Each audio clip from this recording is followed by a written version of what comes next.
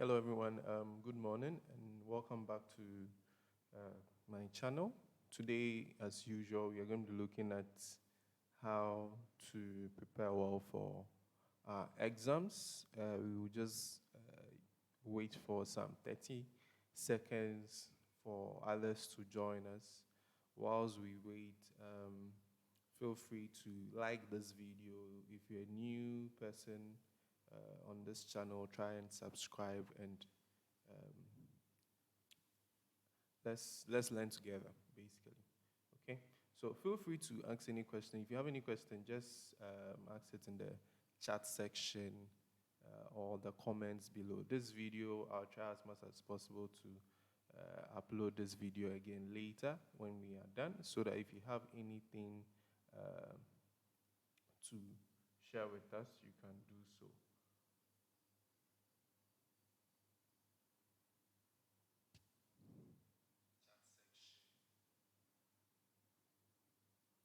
So without wasting time, today we want to start with our very first tutorial. And this tutorial basically will be about various topics we want to look at. The very first topic I want us to look at will be linear equations. And linear equations, basically, I want us to look at how to solve word problems involving linear equations, okay? But for word problems involving linear equations, I think I would move that to later. I'll move that to later, but let's critically look at this topic.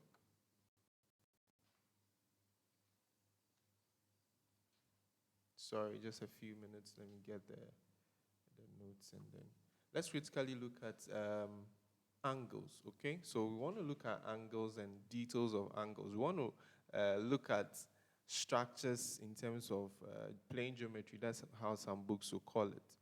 How they sometimes draw the thing so horribly that it's very difficult for you to look at and then solve, okay? Then I want to also explain some detailed things you need to take note of when you're solving anything in terms of what angles. Now let's take notes. With these angles, I'm going to take my time to explain why we do certain things. That's the main reason why we are having this class, okay? So that I can take my time and explain why certain things are done when we are solving angles. Okay, so without wasting time, let's start. So I'm going to go to a clean board. So yeah, we have a clean board here, and then our topic is going to be plane geometry. So plane geometry, which is the same as angles, okay? Now, I think most of you might think you've mastered angles, but the good thing about angles is that, or the weird thing about angles, if I should say, is that they are not straightforward. Most of the questions you'll be getting in angles are not straightforward. So once you get those questions, you need to have a hands-on knowledge about how to solve this particular angle, okay? Which means that you need to have all the nitty-gritties in terms of the rules involving solving plane geometry questions or angle questions. Okay, so I'm going to draw our first angle on the board. The very first one we want to look at will be a unique form of angles that I want us to observe or look at. The very first one will be this simple one. Okay, so question one will be this simple angle.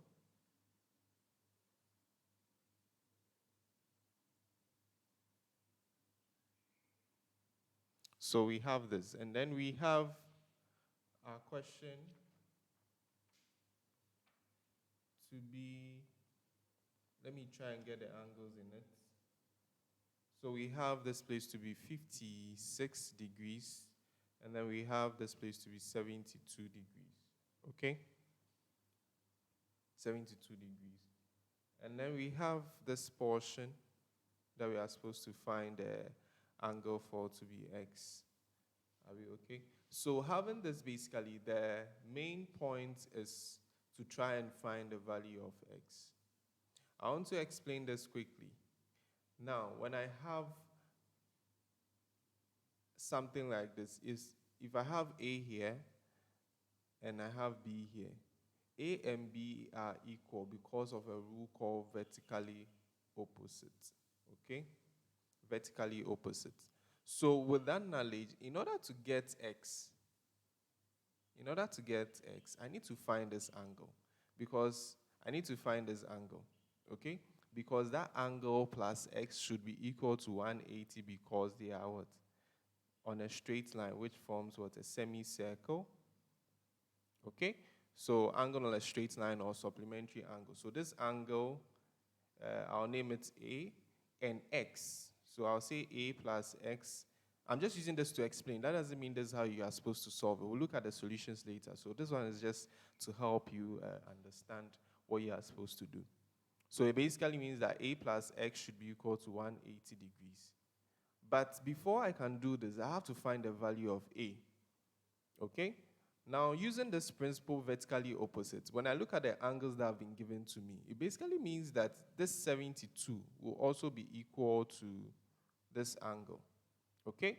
Because this forms a triangle, when we try and get these portions, then we can find A, because all these three angles in this triangle can sum up to give us 180. So that's the goal. So what we need to do is to just use the principle of vertically opposite to pull these angles into the triangle. So it means that this one is going to be 56 and this one is going to be 72. Now that we have 56 here and 72 here, when we add A to these two angles, it should be equal to what? 180 degrees. So we can boldly say that 56 plus what? 72 plus A equals 180 degrees. Now, please, the angle that has not been labeled that you need to find before you can find the angle that has been labeled, if you have to do something like that, you need to redraw the diagram as your solution so that you can label the angle that has not been labeled. So if I'm doing this fresh, you realize that the question didn't come with A. Okay? So at the end of the day, I would end up drawing this whole diagram as my solution, and then I'll label this part of the angle as A. Okay, so that when the examiner takes my question and sees A in my calculations, he or she will know where the A is coming from or which angle is A that you have used in your calculations. Okay, so it's very important that if you are going to do any new labeling that doesn't come with the original question, you need to redraw your angle and then label the parts that you'll be using for the calculation. So once we've established this, we are going to go ahead and do the calculations. Now, to do the calculations, we would state by doing this addition. And this addition, obviously, is going to give us 128 plus A. Don't worry, I won't be saying all the answers. I'll be calling on people to, or I'll give you the opportunity to share your answer in the comment section as we did last week. Okay? So this is going to give us 128. Let's not forget our degrees because it's very important. You can also add degrees to the variable that you are solving for. This is to just help you get your answer at the end of the day. So having that, we can boldly go ahead. This is not going to give us 120 degrees. So let's do the calculations well. Yeah, I think it will give us no. Okay, it will give us 128 degrees. So having that, we can go ahead and find the value of A by doing our subtraction. So 180 degrees. Now, one good thing about plane geometry or angles is that it has various ways you can solve a particular question. Okay, so if you don't want to use vertically opposite, there's another rule that can satisfy this question or give you the solutions to this question. So now that we've done our subtraction, we can go ahead and then, now that we know that we are supposed to subtract, we can go ahead and do the subtraction. And then when we do the subtraction, we'll end up with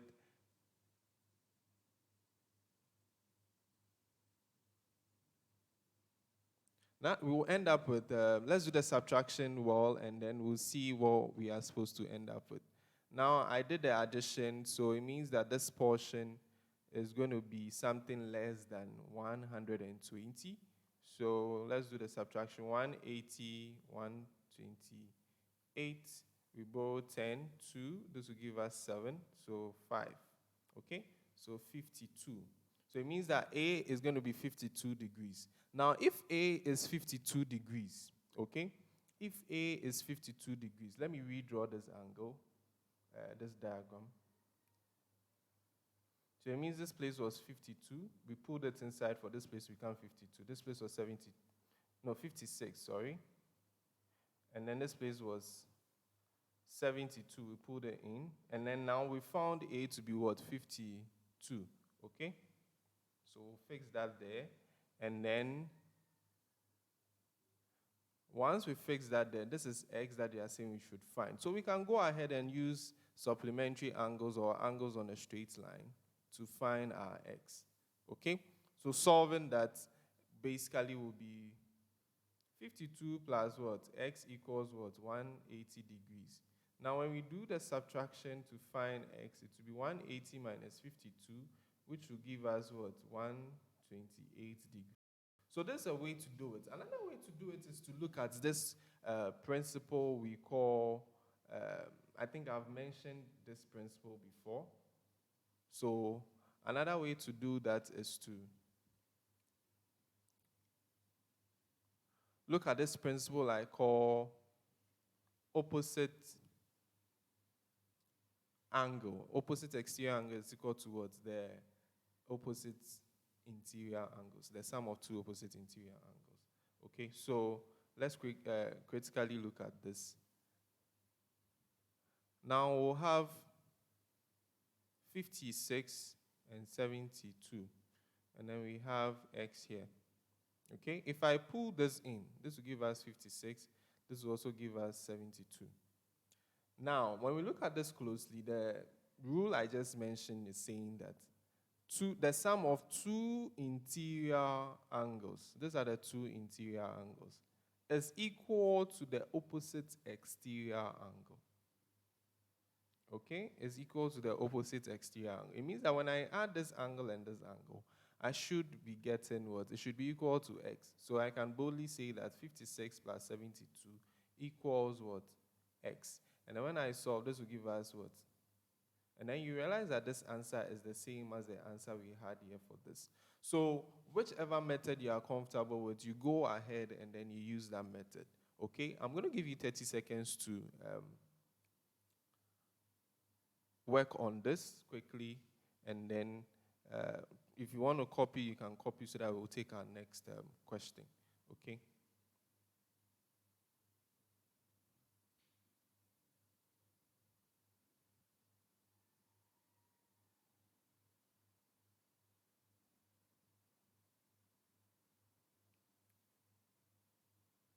So I think the 30 seconds is up, so we'll just move to the next blackboard. Now the next question we want to look at is one that looks a bit horrible, but it's not that horrible. I think we can make do with that. We have this beautiful, so question 2.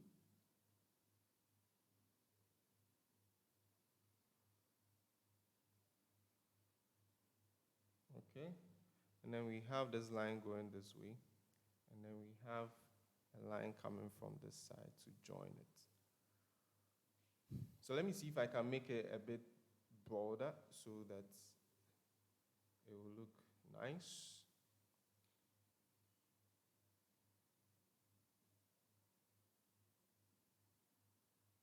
Okay, so we have something like this, and then we have this. So having that, this side has been labeled as X. There's this cut stripe here, there's this stripe here, there's this stripe here, there's this stripe here. Now, these things have their own meaning, okay? So I'm going to explain what they mean. If I have a triangle and I have this side cut, it basically means that two of the sides of the triangle are equal. And those sides are basically the the equal sides. Where the stripes have been marked are the sides that are equal. Now, when you trace down, the angle down here will also be equal, okay? When you trace according to the path where the line is going away from each other, the angle you meet down there will mean that those angles are equal. Now, when you have all the sides of what? The triangle equal, it basically means that all the angles in the triangle will be equal. And since the total angle in a triangle is equal to 180 degrees, it basically means that each of the angles here will be what? 60 degrees, okay? Each of the angles here will be 60 degrees. Now, if you have each of the angles being 60 degrees, then it's going to be easy for us to fill in the blanks in terms of this small triangle we have down here, okay? Now, before we go, this will be an isosceles triangle. An isosceles triangle is a triangle that has two sides equal. This would be an equilateral triangle because all the sides are equal. And then if they have no side equal, then it will be a scalene triangle. Now, if they have no side equal, you realize that even if they mark it, the markings will be different in terms of what? Number counts. So you see this one, I have 1, 2, and then 3. It means they are different. It's different from if I have this marking. So with this one, the sides that are marked with 2 markings means that those sides are equal, okay? So that's the meaning of this particular system to identify the type of triangle you are using, okay? So let's quickly label what we know, okay? Let's label what we know. So with this marking, this actually forms what? A triangle on its own. And then we have these markings in the triangle that has been given to us. So it basically means that this angle, and then this angle is what? 60 degrees. Now, I've decided to upload this video once I'm done. So if you need to revise whatever I've done, it will be on YouTube, so you can come later and have a look at it. Okay, if you have any issues too, you can send it in the comment section, and then we'll try as much as possible to sort that out quickly. Okay, so having this, it basically means that this will be 60, 60, 60. Now, I'm going to take a different marker. Once that we know that this is 60, 60, 60, we realize that this will also form a supplementary angle. Okay, so if this place is 60 degrees, then what will be this place? This side. Now, if the side is 60, it means that particular supplementary angle, let's label it as maybe P. So it means that P plus what? 60 will be equal to 180 degrees because they are supplementary angles. What are supplementary angles? Supplementary angles are basically angles on a straight line. Okay, so P equals what? 180 minus 60. When we do the subtraction, we'll get 120 degrees. Okay, sorry today I'm not trying to make the lesson interactive a bit. The last time I did that, we had to spend 1 hour, 40 minutes. But I'll try as much as possible to include you guys in terms of the solutions I present. Okay, so doing that, it means that P is going to be 120 degrees. Now, when you look at this triangle carefully, it means that when you look at it carefully, we have 3 different triangles in this. Okay, so when you see the yellow lines also form what? A different triangle. And then the blue lines also form what? A different triangle. And then we have the one with the red, which also forms what? A different triangle. Okay, so now let's go. We are done solving the one in the yellow. We want to solve the one in the blue. So the one in the blue basically looks like this. Okay, we've been able to, and then there are these 2 stripes on it. Okay, and then we'll be able to identify this place to be 120 degrees. Now, these 2 stripes, as I explained in this, it basically means that these angles are equal. How do we determine that angle? I said go onto the line that has been marked. So this line has been marked, this line has been marked, and move on the path that the lines are moving away from each other. So this part, this angle, then I move this way to this angle. Okay? So we are going to move in this direction. This angle and this angle. It means that these 2 angles are what? Equal. So if I label this place X, this place will also be labeled as what? X. Okay? So once I've labeled those places X, and then I have 120, I can boldly say that x plus what? X plus the 120 degrees that I've labeled here. Maybe you can't see, so let me write it well for you. Plus the 120 degrees that I've labeled there should give me 180 degrees. Okay? So I'll quickly solve that. And then solving that basically means I'll have 180 degrees minus what? 120 degrees, and then I'll have 2x. Okay, so this is going to give me 60 degrees, and then I'll have x what? 2x. Then I'll divide both sides by 2, and then I'll have 30 degrees. So it means that this portion is 30 degrees, okay? And then this portion is also what? 30 degrees. Now, I'm going to change my marker, and then you see what exactly is happening here. The goal is that when they gave us this drawing, the drawing only labeled x that we are supposed to find. So it means that this portion is not important, this portion is not important because they were not labeled. The important portion was this. Okay? But you realize that gradually we've been able to find the other angles, so we can now easily find what? X. And then finding x is what? Adding the 60 and the 30 we just found plus x should give us what? 180 degrees, because those are angles what? On a straight line, which is also called supplementary angles. Are we okay? So we'll have 60 plus what? 30 plus what? X being equal to 180 degrees.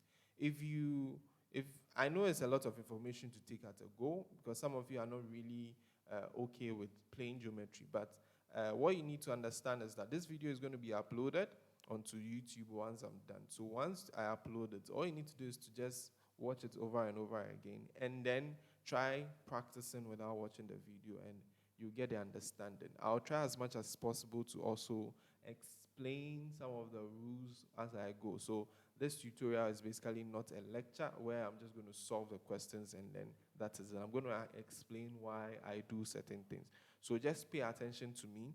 If you are watching me from your living room, that's a wrong place to be to watch this lesson. Please move to your bedroom or a place that you'll be alone so that you can concentrate. So to do this, we'll have 90 degrees plus what? X equals what? 180 degrees.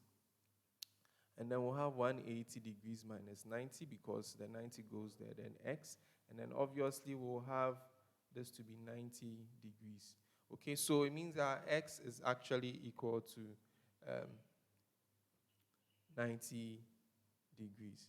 Okay, it means our x is actually equal to 90 degrees. So that's basically how you solve this kind of questions. Okay, that's how you solve this kind of questions. We are not going to waste time. We are going to move straight to the next question. But before then, I want to give you a trial question. Assuming the question came with. So let me just redraw it. Okay, so this one you have to try it on your own.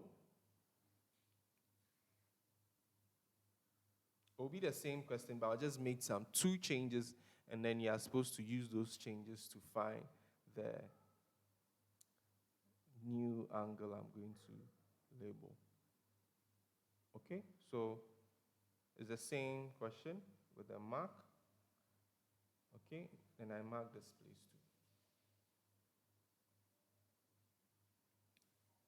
And then this place. Okay, so let's look at it. X has been placed here.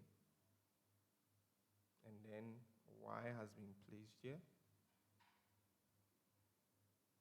Okay, so they are saying that find X and Y.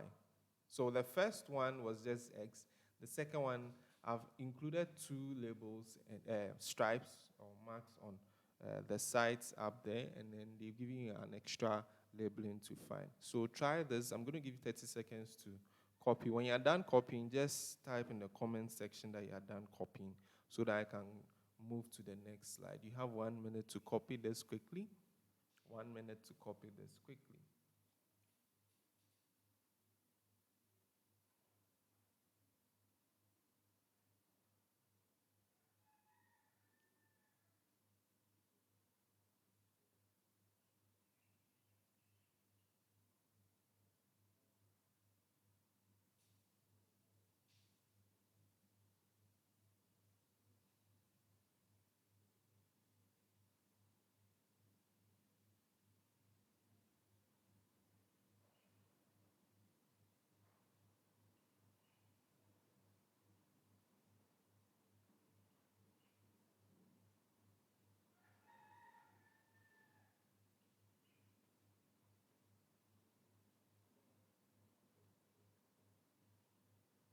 Okay, so I think the 1 minute is up, so we are going to go to our new Blackboard. Those who are using smartphones, you can easily take a snapshot of the trial question.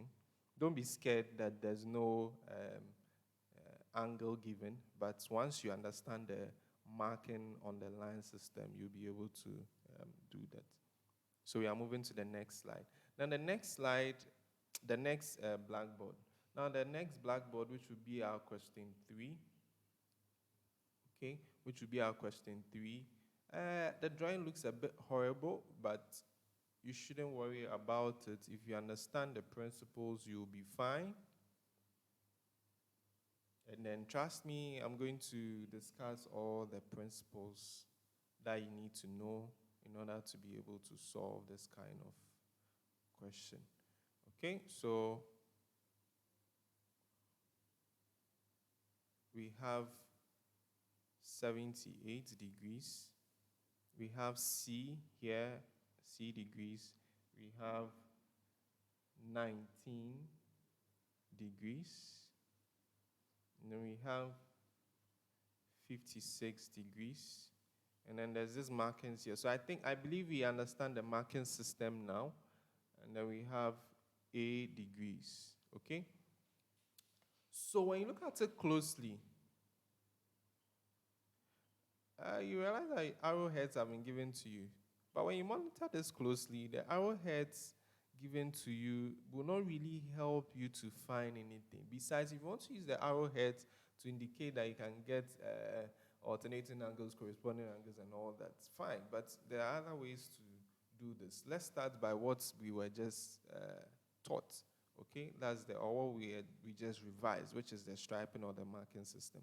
Now, these two marking systems tells us that this triangle that we see here is a scalene, isosceles triangle.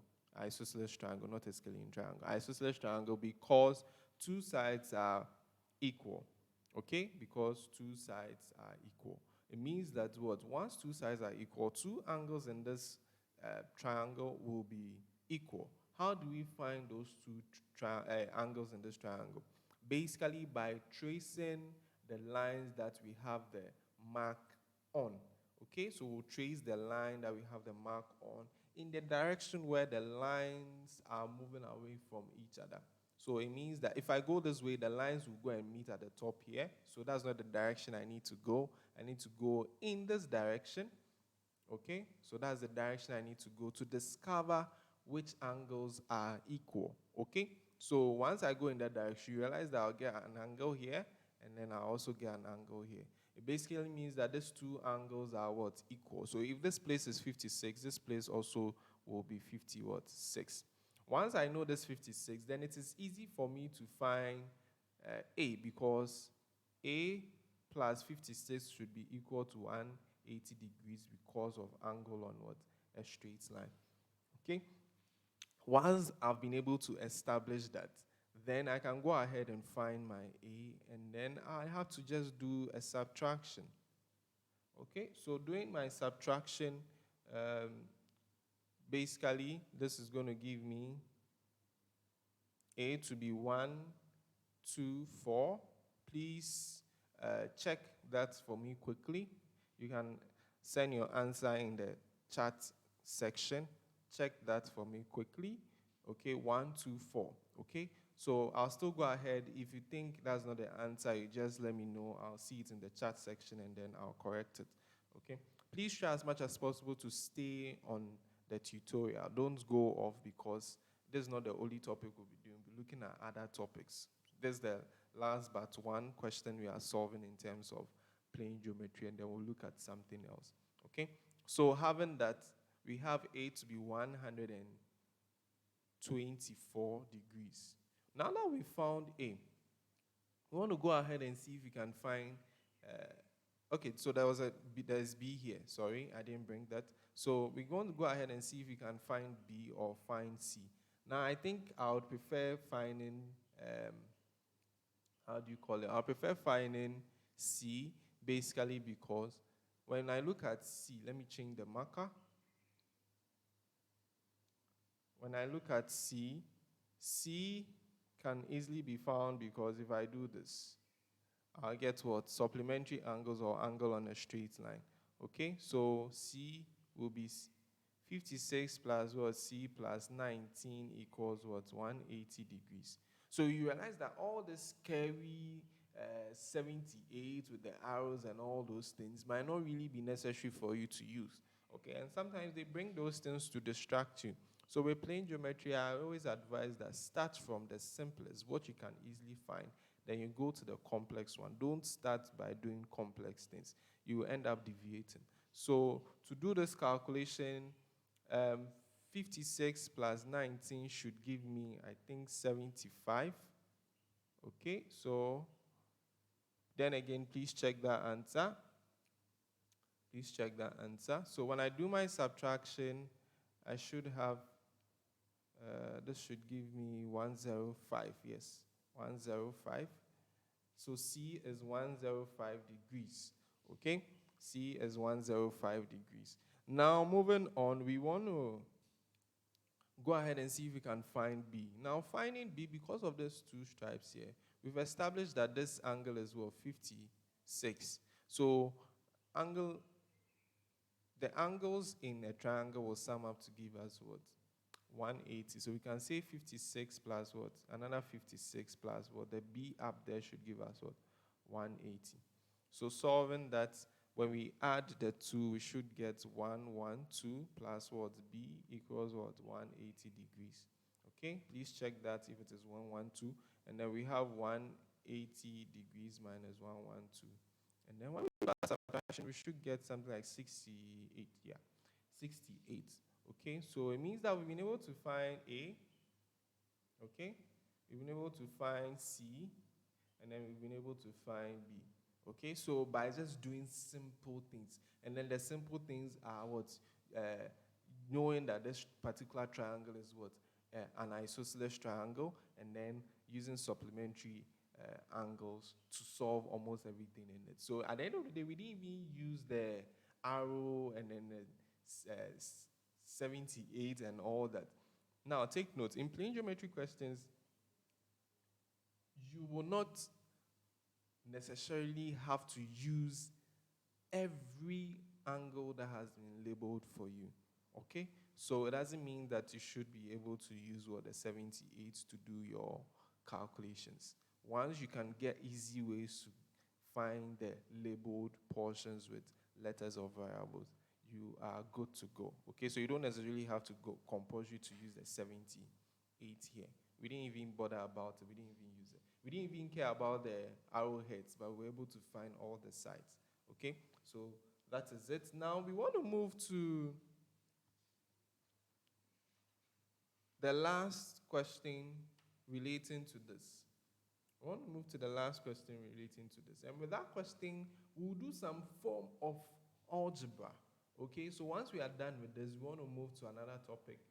And then we'll see if you have more time to move to another topic. Today, my target is that we should be able to look at 3 different topics, okay? Since we are preparing for BECE or we are preparing for our end of term exams for Richard School students, we want to see if we can cover 3 topics, because the next time we'll be meeting will be Wednesday. So let's move to the next topic. If you want to copy this, you can just take a snapshot if you are using a smartphone. If you are new to this channel, please subscribe. If you have already subscribed, please try and like this video and share the link to your friends, your family, your church group, okay? So that we can all help each other to keep education alive. Okay, so we are moving to the next board. Now the next board is also a triangle. It looks as if today all my plane geometry questions are pertaining to triangles. And obviously, yes, because most of the plane geometry questions you'll be getting will involve triangles. Hardly would they bring lines that you would have to use 360 to solve. So when we look at this, we'll have that. So that's our angle, degrees. And then when we look at this, we'll have x plus 17. And then that's degrees. And then when we look at this, we'll have 9x degrees. Okay, I'll put that also in a bracket. And then this place is what? M. So we'll start with what we know and go to what we don't know. Now, when you look at it closely, don't be scared because X is all over the place in this part of what's the triangle.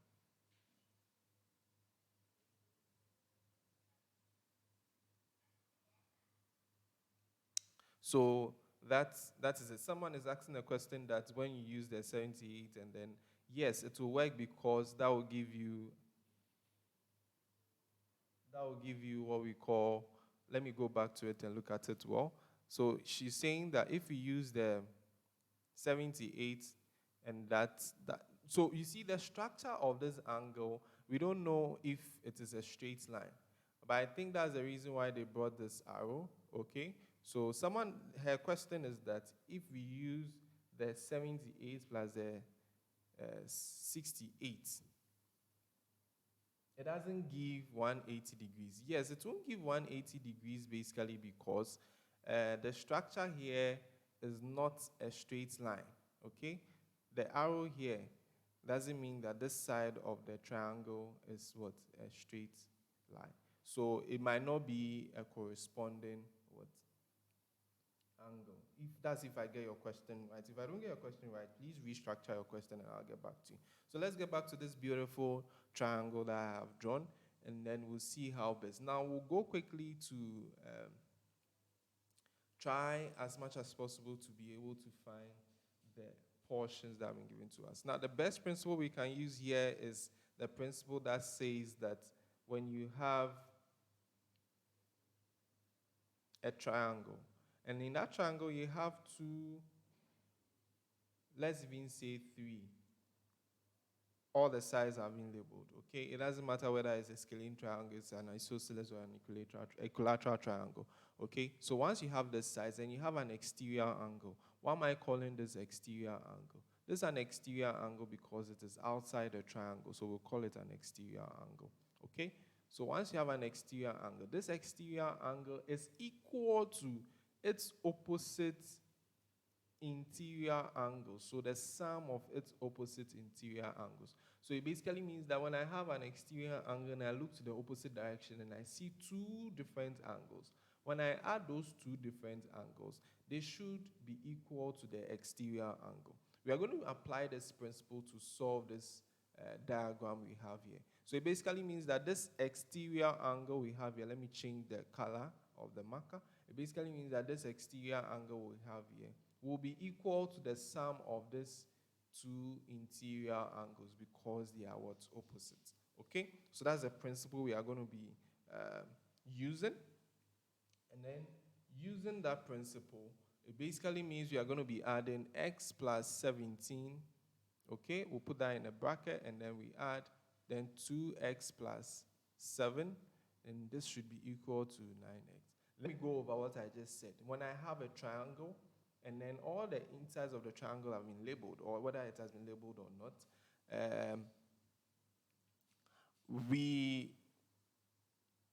sorry, I got a call, so I got a bit distracted. So we will have this. Now, when I decide that I want to find an exterior angle that has been given, that exterior angle should be equal to the sum of the two opposite interior angles.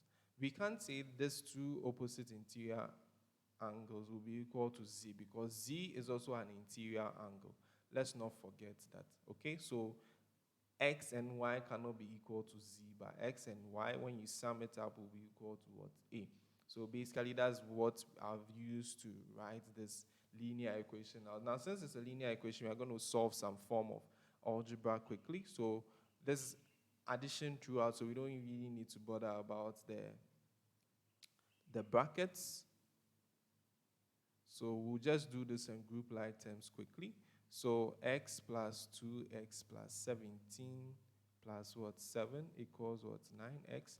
17 plus 7 should give us 24. Let me write the 17 well. So I'll clean this. And then, so yeah, I have that. So this will give us 3x plus what? 24 equals what? 9x. Now, having that 9x, I'll do my subtraction, and then 24. Okay? Then, when I do the subtraction, I should get 6x and then 24, and this will give us 6, 6. So that will give us 4. So it basically means that x should be equal to what? 4. Now, x being equal to 4 doesn't mean that that is the answer to the angle. Okay? Now, it basically means that if I take this x being equal to 4 and I fix it into this, I should be able to know the size of that angle. Okay, so let's try and see if we can find the size of that angle. So to find this portion or this angle, it will be what? 4 plus what? 17. And then to find this portion, it will be 2x. No, okay, so wherever I see x, I put 4 plus what? 7. Okay, so this will give me 8 plus 7, which is 15. So this angle is what? 15. Is that, yeah, I think so. And then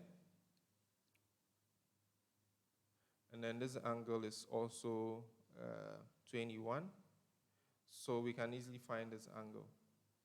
Now, why do we need to find this angle? We can find this angle because once we find that angle, we will be able to find the value of m because of vertically opposite. These two angles are vertically opposite. So if this is 21 and that is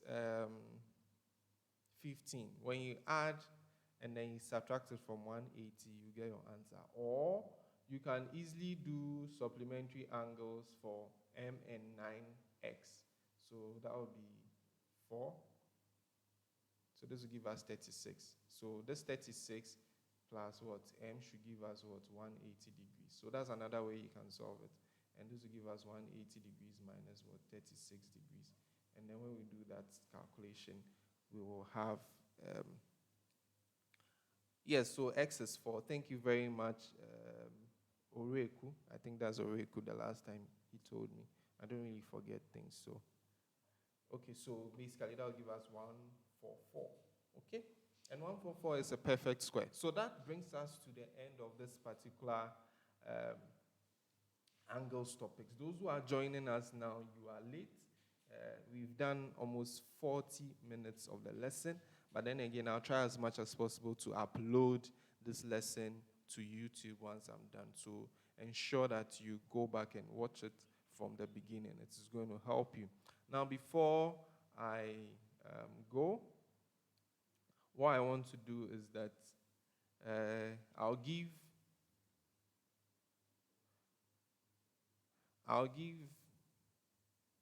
some form of test or trial question, which is very easy. So with the trial question, this particular trial question, I want you to experiment with alternating angles, vertically opposite angles, corresponding angles, and the new one I just explained, which is the ones with the stripe. Okay? So we have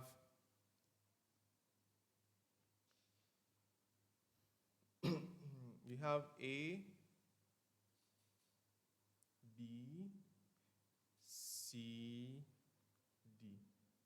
Okay, you are saying that you should find angle BDC, angle ABD, and then angle BAD.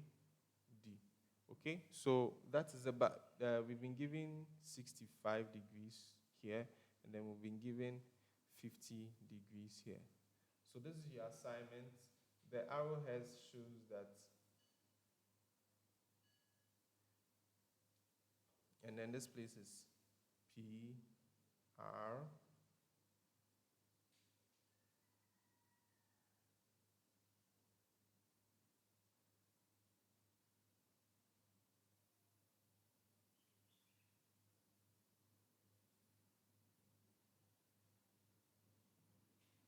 and then I'll label this place as Q and S.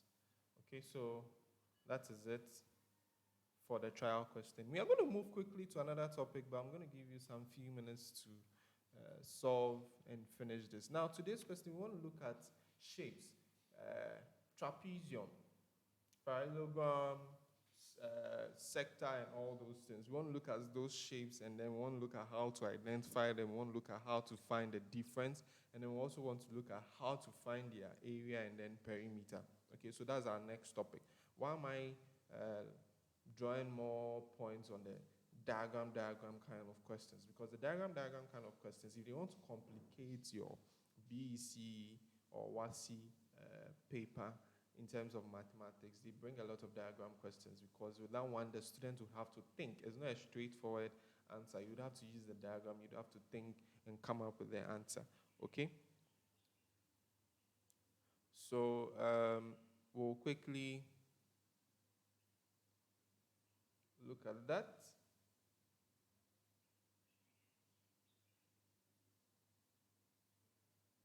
So please copy. When you're done copying, just give thumbs up in the comment section so that we can move forward.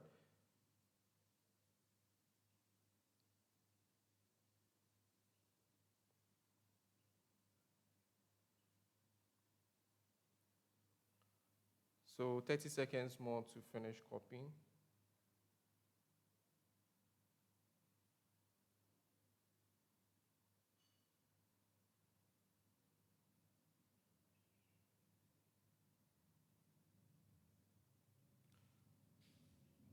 Thirty seconds to finish copying. Okay, so I think we have 5 seconds more to finish copying.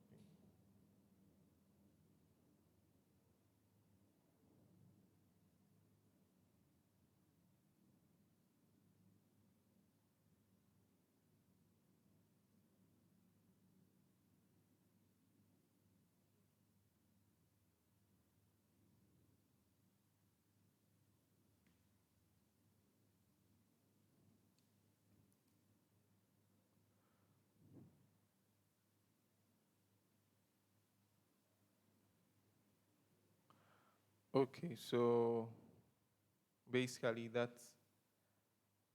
will be it. Let's move to the next one. So the next one is we want to look at this diagram. That's the next topic. So this one would involve those kites, those parallelogram, those trapezium, and the rest.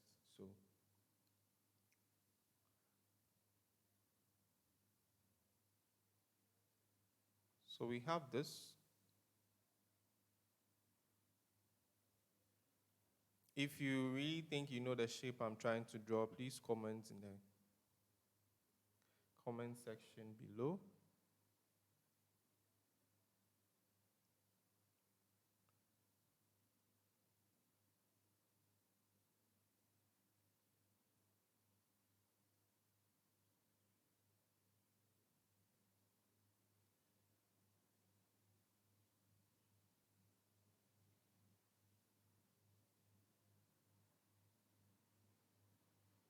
So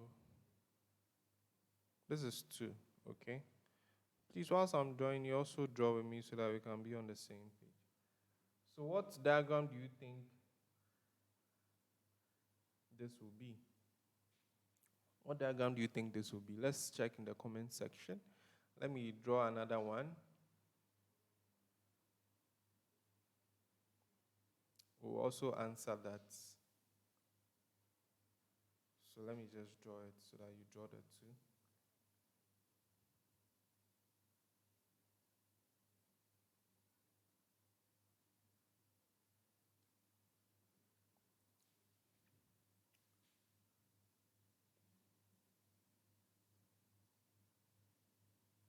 So we have these 2 arrows, and then we have 9 centimeters here. We have these arrows also. We have 15 centimeters. Please do the drawing with me, okay? And then we have 10 centimeters. And then we have the vertices of this particular figure. S, Q, and then we have R. And we have R, Q, P O. So please draw that. And yes, Nicholas Bannerman says it's a trapezium. That is correct. So I want to explain something. How do you identify, or how do you check the difference between a trapezium and then a rhombus and then a parallelogram and all that? Now, trapezium will always have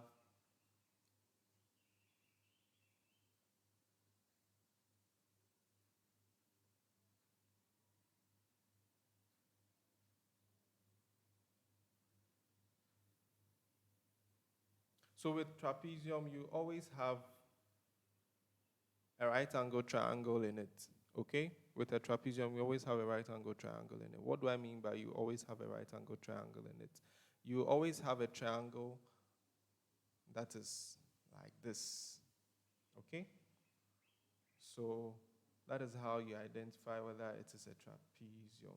Now, the trapezium basically doesn't mean that it should have this particular kind of triangle, right angle triangle on both sides. It means that this one is also what, a trapezium, this is also a trapezium, okay? But with a rhombus is just a square that has been squished, so it slants a bit in different directions, okay? So a rhombus is actually just a simple square that has been squished, okay? So once you compress it, it slants forward and backwards in terms of the opposite vertices. So you get something like this for a rhombus. But for a parallelogram, you have, is the same as a rhombus, but this time the shape you are going to squish is not a square but a rectangle. So that's the difference. How do you differentiate between a parallelogram and then a trapezium? You realize that the right angle triangle, one of them is turned upside down with the parallelogram, but with the, how do you call it, the trapezium, all of them are facing the same, as in they are seated on their base. They are not turned upside down. So that's the difference, and that's the easiest explanation I can actually give. Okay, so without wasting time, let's move to getting the solutions to the following. Okay, so the very first thing, they are saying that we should find the area. So we'll look at how to find the area for today, but the next time we'll look at how to find the perimeter.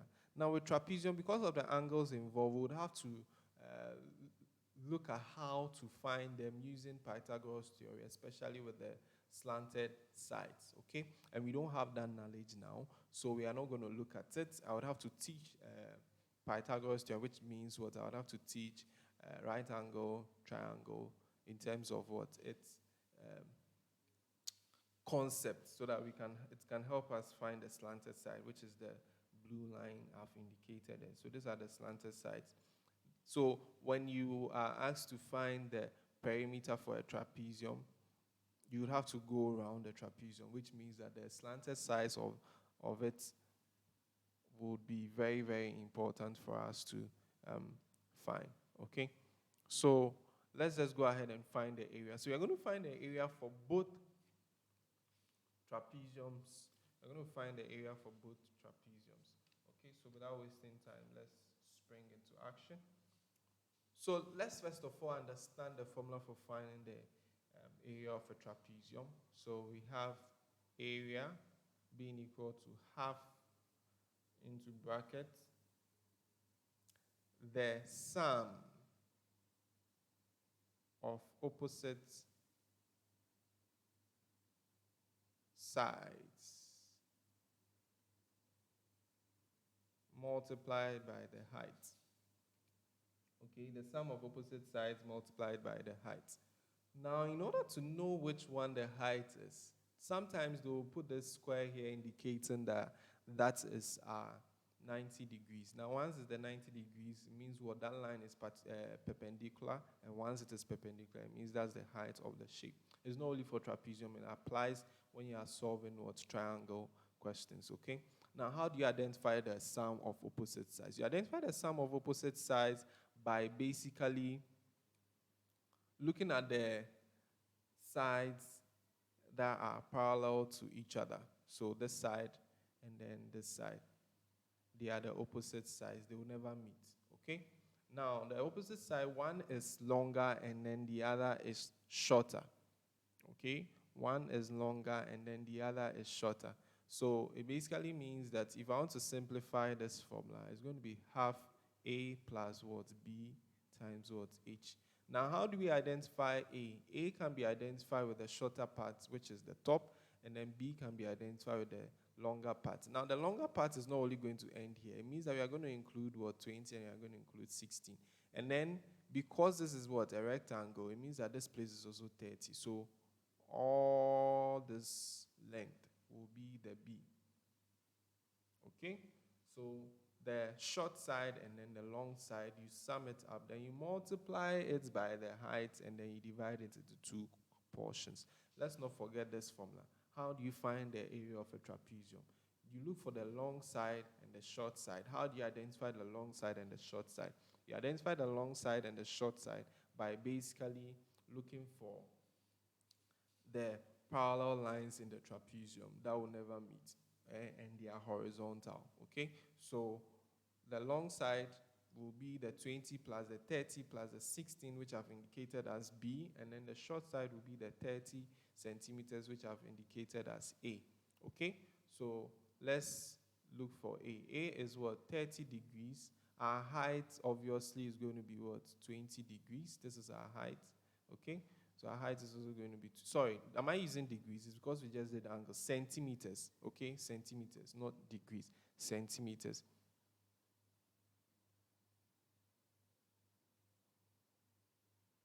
Okay, so someone is saying that they can't really hear me, so I'm going to speak louder.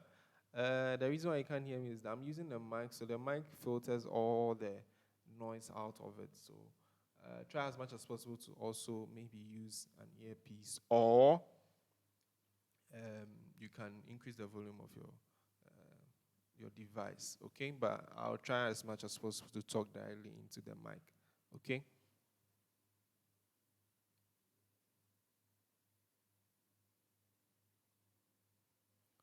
So in order to do this, let's quickly go ahead. I think someone has produced the answer. Let's quickly verify by doing it together, okay?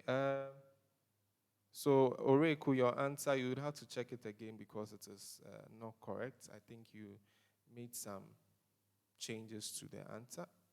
So, B will obviously be 20, which is the down part, that's 20, plus the 30, because this is a right angle triangle. This is a rectangle, so 30 plus 16. So, it means B will be equal to 66. Okay, so 66 centimeters. So now that we have A, we have H, and then we have B, we can just fix this values into the equation. So fixing these values, we'll have half times, which means, or bracket, you can just bring the bracket. A, which is 30 plus what? 66. Those are the sum of opposite sides, and then sides, not sides. Okay? And then we'll multiply it by the height, which is 20. And then we can go ahead and then do the summation. So doing the summation, this gives us 96. And then we have 20. So let's go ahead and simplify this further. I'll use this tool to break this 20 down. So it becomes 1. The 1 is not really necessary, so I'm not going to repeat it. 96 times what? 10, which will give us 960, okay, centimeter square. Remember, it's a centimeter square because it is area of a given figure. Okay, a centimeter square because it is area of a given figure. Okay, so let's not forget that. Please, if you are new to the channel, please hit subscribe so that anytime I come live, you can get a notification. Why would that be important? Because it's not always or only the richer school students I have sections with. I have sections with other schools. So, and those videos are not really uploaded, okay? So if you want to enjoy, just subscribe to the channel so that anytime I'm having those secret sections with other schools, you'd have the opportunity to also observe that lesson, okay? So if you've not subscribed, please subscribe. And then Alvin Bannerman is saying 400. No, it's not 400. Let me explain this. I believe you understand the opposite sides I'm talking about. The parallel sides that can never meet. When you look at the second diagram, you realize that they've given an arrow. So in sometimes with our trapezium questions, the arrows will indicate the parallel sides, okay, that we are supposed to use. Okay? So yeah, basically that is it. So this will be our answer. Now let's look at how to find the second one. So I'm going to use my eraser to clean these illustrations I've done here. If you've missed school, if you have missed school, please tell me I've missed school in the comment section. I want to see the number of people who have want to go back to school as soon as possible. Yeah, I have missed working in a school, but all shall pass.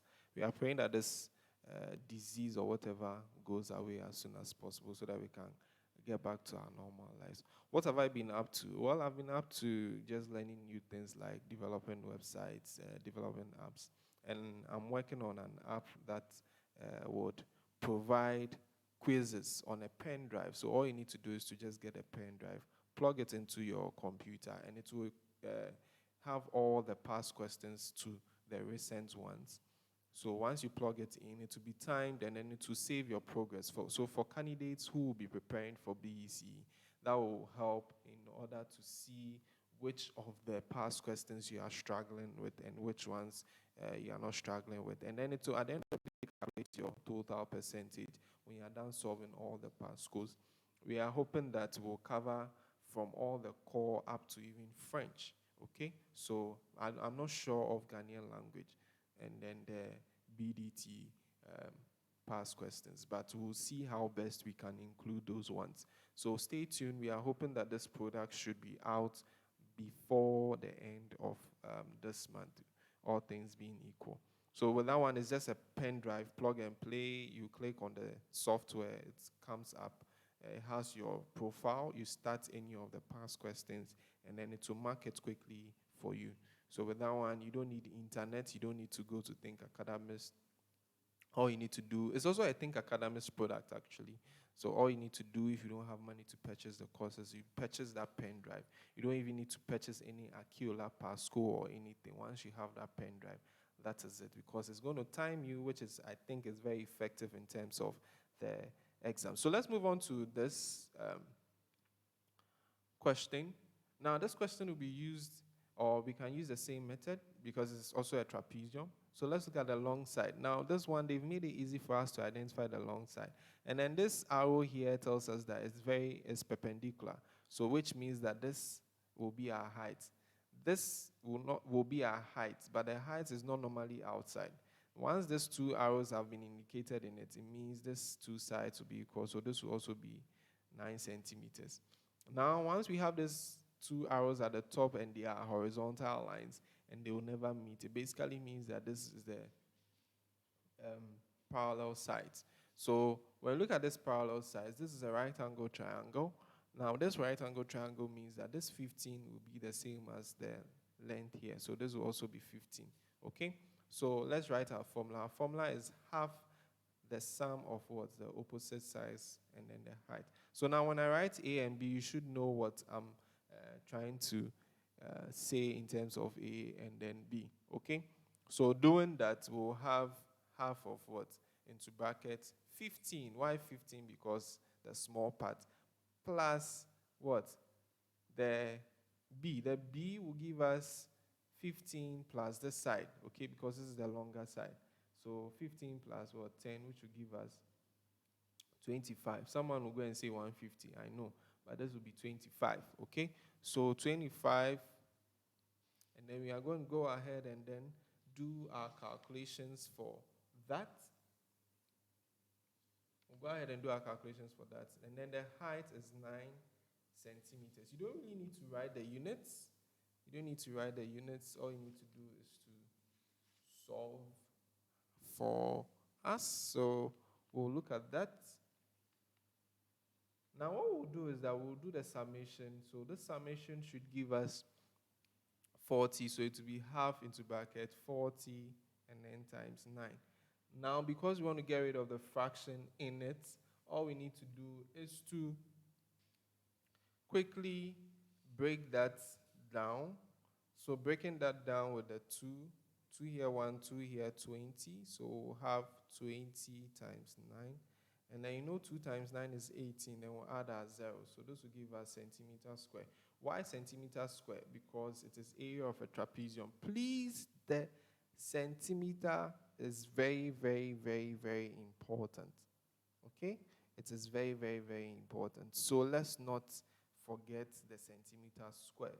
Once you are dealing with units, you need to bring it because it is measurement, and then you need to know the kind of measurement or measurement you are dealing with. Okay, area, which ends with what? A square. Okay, so you have to include the square. So these are the two trapezium questions we had to look at. Now the next one we want to look at will be something looking like an ice cream. Okay, something looking like an ice cream, a cone with an ice cream. So let's check that quickly. If you want the solutions, you can take a screenshot of it and save it on your phone, and then you can have access to it anytime you want to refer. If you have any questions, please send that question to the comment section. So we are moving to the next one. So when we look at the next one, we have this. My drawings are not perfect because I'm using a graphical tablet, but this is supposed to be a circle. Let me clean this line and see if I can draw a realistic one.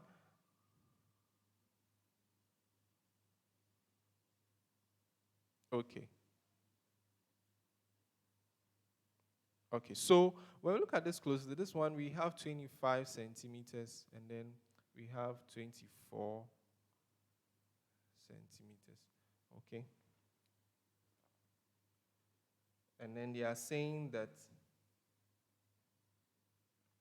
the perimeter of this whole thing, so perimeter, let me write this, is 71 centimeters. The perimeter is 71 centimeters. Okay, so we should find the radius of the circle. So basically that's the question. The perimeter is 71 centimeters. Find the diameter, not radius, diameter of the semicircle. So what they really want is this line, this the base part of the triangle. That's what they want you to find, but they will not go straight ahead to say it. This is what they want you to find. That's actually the diameter of the semicircle. If I should break this into two parts, I would end up getting this, something like this, and then a semicircle. Okay? So what they want us to find is this portion, and this portion is the same as this one. So basically, that's what they want us to find, but they will not go straight ahead to say we should find it. They've given us the perimeter, so let's see how best we can solve it. Okay? So letting the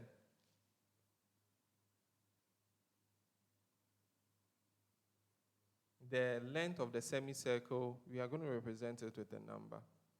Are we okay? So what do I mean by the length of the semicircle? So from here, if I go this way, I represent it with A. And we've been using X too much. Okay? So the length of the semicircle will be represented by A. Are we okay? Now they are saying that the perimeter, which means that if Kofi is here, and Kofi decides to walk around this shape, okay? If Kofi is standing here and Kofi decides to walk around this shape, then it basically means that this 25 plus 24 plus A should give us the 71, because that means that's the perimeter if Kofi decides to walk around the shape. So we'll have 25 plus what? 24 plus A equals 71. Okay? To do the calculations for that, we'll have 49 plus what? A Sorry, that looks like 9. Let me clean it. And then, all right, a nice A. So A equals 71. Okay, now let's do the calculation. 71 minus 49. And then when we solve that, we should have 22. Please check. So this will be 22 centimeters. So it means what? The perimeter for this is what? 22. Now, perimeter of a circle, if you remember, is the same as the circumference of a circle. So it means that this perimeter, which is the A, okay, around it is the circumference. Okay, but this time around, we are not dealing with what? A circle, but we are dealing with a semicircle. If you have watched our previous lesson, which was just last Friday, we spoke about circles and then how to find semicircles, the circumference of a semicircle, the area of a semicircle, and all that. So applying that knowledge, if you've not watched that, you should go and watch that before you come and continue with this video. Okay, this video will be uploaded, so you just wait. Go flow with us, and then later you try as much as possible to watch that video. So it means that this is actually circumference of the semicircle. So we have to write the formula for finding the circumference of the semicircle down. And then this is the formula for finding the circumference of a circle, which is 2 pi r. And we are saying semicircle is half of a circle. So we can just take the formula for finding the circumference of a circle and divide it by half, which means multiplying it by half. Or literally, you just divide it by into 2, so like this. Okay, so if you do a simple one, it means pi r will be the formula for finding the circumference of a semicircle, or the perimeter of a semicircle, and the perimeter is A, okay, which we found. So it means that we can equate this to A. So it becomes 22 centimeters is equal to pi r. We have been given pi to be 22 over 7. Sorry, I was supposed to give that in the question, but I did not. But pi is always a constant, so pi is 22 over 7. Okay, so 22 over 7 times r equals 22. Okay, we'll do our best to move this 7 away. So this 7 will go to this side. Since it's multiplication, we can easily do that. We don't have to find LCM and use it to multiply the number of terms, because the operation between the 22 over 7 and the r is multiplication. Okay, so we'll move it to this side. So that is going to give us 7 times what? 22 equals what? 22 times what? R. We want R, because once we know R, we will be able to find the diameter. Okay, so doing that will basically mean that we'll have to divide both sides by 22. So this 22 will cancel. And then when you look at this place carefully, we can actually also cancel because of this multiplication sign.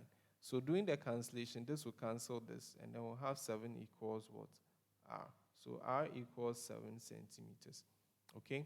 So we have R being equal to 7 centimeters. Once we have that, all we need to do is to find out how to find diameter using what? Radius.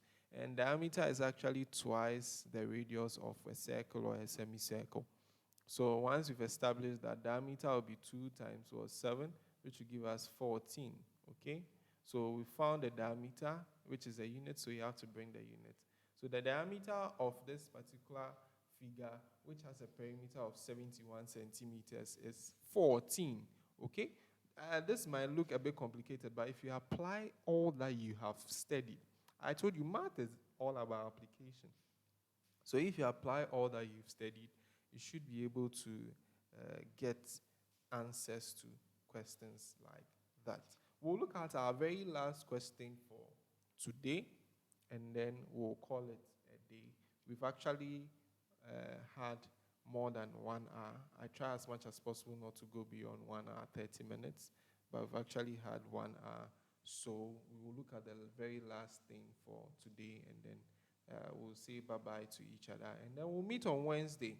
Okay, those who are interested in having a Skype section, which is a paid section, please, I'll send my number in the comment section so that once I'm done with the class, you can contact me, and then we'll schedule and then see how best I can help you whilst you also stay safe at home. Okay? So the last one I want us to look at will be, so we've looked at plane shapes. Now I want to look at some form of solid shapes, okay? So I want to look at some form of solid shapes. And then those solid shapes, we have, I'm trying to get a question, so please pardon me if that is a bit slow.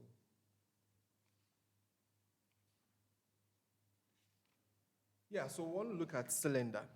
Okay, I want to explain open at one end, close at one end, open at both ends, what it means, and then total surface area, curved surface area, and all those. Okay, so but that's a very broad topic. I don't think we'll be able to finish in 15 minutes because we have 15 minutes for it to be 1 hour 30 minutes. I don't want the class to go beyond that. So what I'll do is to just touch on a question, and then the question I'm reading is, the base radius of a closed cylinder is 4 meters, and the height is 7 meters. Calculate the total surface area. Let me just write this question on the board for you. The base radius of a closed cylinder is 4 meters, and the height is 7 meters. Okay? Full stop. Calculate the total surface area. Take pi to between 2/7 this time around. I don't want to forget the pi. Now for your level, pi will always be between 2/7. It's the SHS people or the senior high school people that they normally give pi to be 3.14. Okay? So for your level, they normally want you to work with fractions. But then again, if they give 3.14, it doesn't mean that you should go and write 22/7. Okay? 22/7 will give you a different value in terms of less decimal place than 3.14, because 3.14 is actually a rounded form of the full value of 22/7 in decimal form. Okay? If you don't understand anything I just said, let's just forget about it. But pi is 22/7. So we want to solve this, and then solving this, we want to draw. Okay? Now, drawing helps us to understand what exactly the question is saying.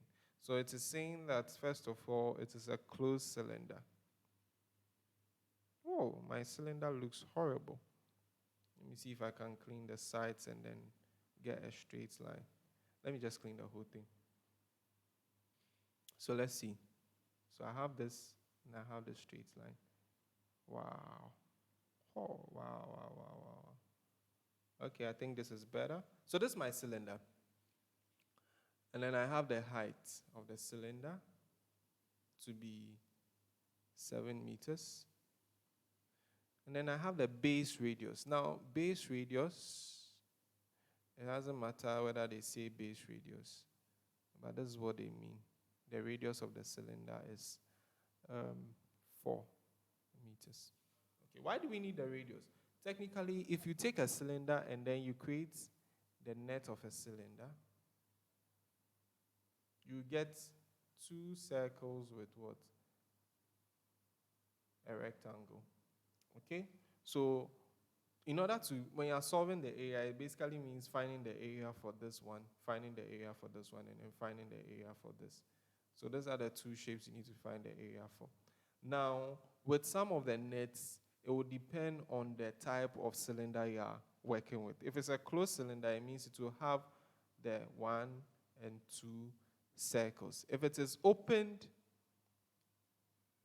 at one end, or is the same as what? Closed at one end. Let me write the one end well. Open at one end or closed at what? One end.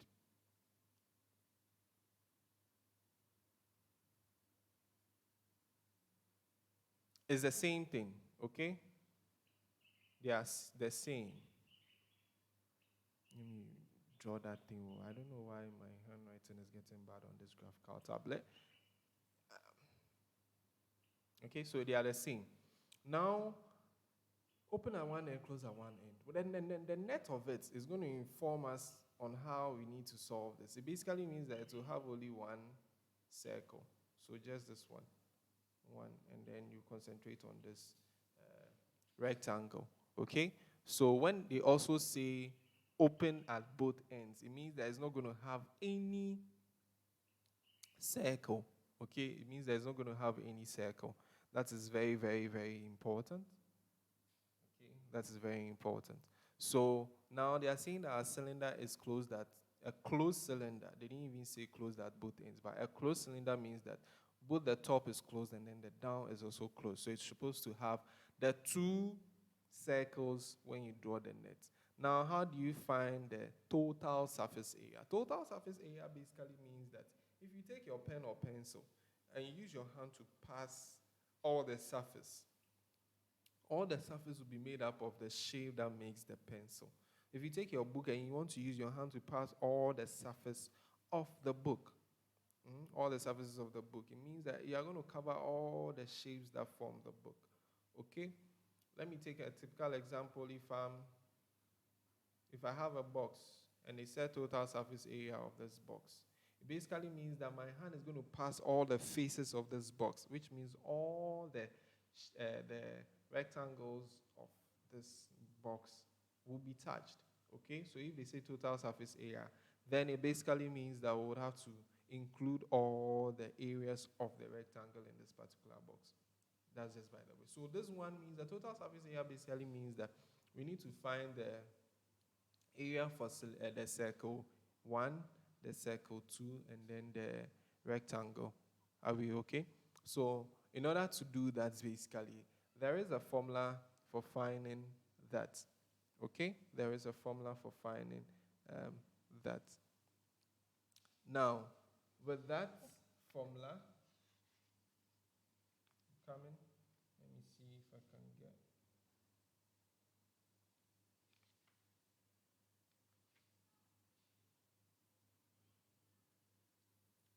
With that formula, let me explain the formula again into details. Now, you realize that we have two circles, okay? So to find the area of a circle, let's write a formula down. Pi r squared is how to find the area of what? Just one circle. So if there are two, we just have to multiply it by what? 2. So 2 pi r squared will be for the two circles. Okay, so let me write for the two circles.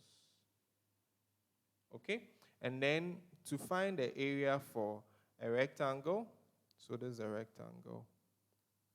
Okay, to find the area of a rectangle, it is just what? Area of rectangle. Let me write this here so that we don't get confused. Equals the length times what? Width. Okay, now to find the length, basically will be to find the width. The width is, let me explain this into details, okay? Let me just explain this into details. Now, this rectangle is not a typical rectangle, okay? We will have the width here, and then we have the length here. Now, finding the width, if you compare it to the cylinder, the width will be the same as the height. But how do we find the length? We can only find the length if this one, we know that it is what? Curved. So it will form a circle. So this whole length, when it's bent, will form this cylinder for us. Okay? This whole length, when it goes round like this, okay? When it goes round like this, that is what is going to form the cylinder for us. Okay? So we can use the principle where we know the circumference of that particular circle that forms the cylinder. Okay, so how do you find the circumference of a circle? It is what? 2 pi r. Okay, so this will be our length, and then this will be our height, width. Okay, so we are going to fix that into the equation. So it's going to be 2 pi r times what? H. So this gives us the area of the rectangle, and then this gives us the area of the two semicircles. Okay? So you're going to put these formulas together. So area of cylinder,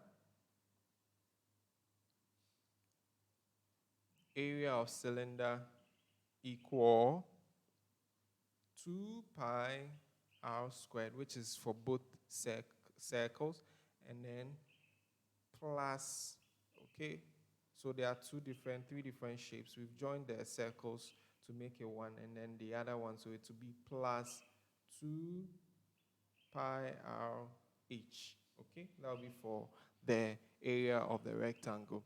Why are we using 2 pi r? We are using 2 pi r because to find the length, because it curves to form the circular portion of the cylinder, we can use the circumference of the circular portion the rectangle forms when it folds up.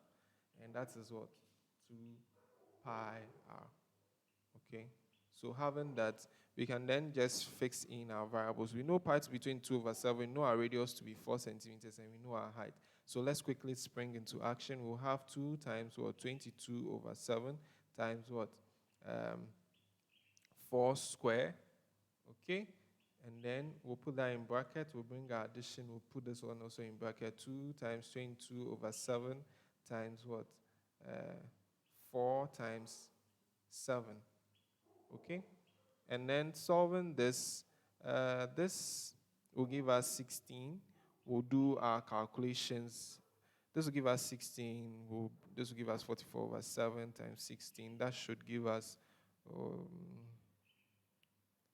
okay, that should give us 176. Please check and make sure what I've written is correct. And then we'll also come here. This 7 will cancel this 7. We'll have 22, 44. 44 plus times 4 will give us 704/7.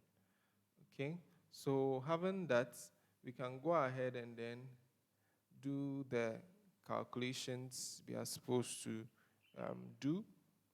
And then to do that, we'll have 176 plus, when you do long division for this, you should be getting is 704/7, so 100.57. Okay, so then when you do the summation for this, we should get 276.57, and then remember it is what? Total surface area. The unit is what? Meters. So we would have what? Square, meter square. Okay, so those will be our final answer. So that brings us to the end of today's lesson. If you have any question, don't hesitate to call this number.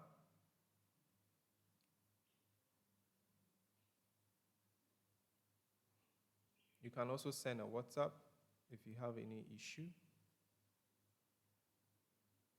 Is that for WhatsApp? Yeah, I think so. You can also send a WhatsApp. And then if you want to join my Skype class also, give me a call, and then we'll talk about pricing. I'll try as much as possible to make it easy in terms of the fee. But why should you join the Skype class? You should join the Skype class basically because it will help you finish the syllabus in time. Now that we are home, we have a lot of time in our hands. The Skype class becomes very, very vital. Okay? So don't forget to subscribe if you are new to this channel. Like the video. If you enjoyed the lesson, like the video. It is not easy to bring lessons like this to you where someone is writing on the board. Normally, the person will be writing on a piece of paper, but we are advancing and it is money. So you can only appreciate me by liking the video, sharing the link to your church groups, your families and friends, and then also subscribing to my channel. Thank you very much, and stay tuned for the next class, which will be on Wednesday. Have a nice day. Bye-bye.